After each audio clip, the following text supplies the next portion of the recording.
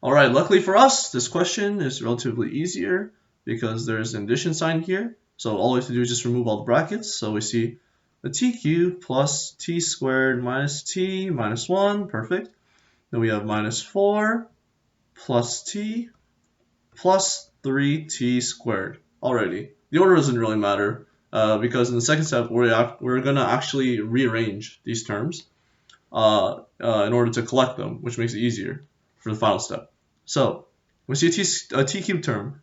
Do we see a t cubed anywhere else here?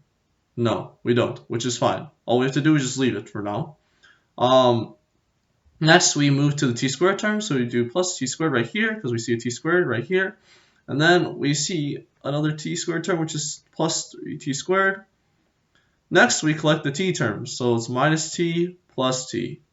And finally, we have our constants, minus 1, minus 4. All right, so all I have to do now is just collect like terms. So it was just t cubed on its own. And then we do t squared plus 3t squared, which gives us 4t squared. Sorry, 4t squared. Then you see a minus t plus t. So these two just cancel out to just give us 0, 0t. So which is just simply just 0. And then we have minus 1, minus 4, which gives us minus 5. This is your final answer.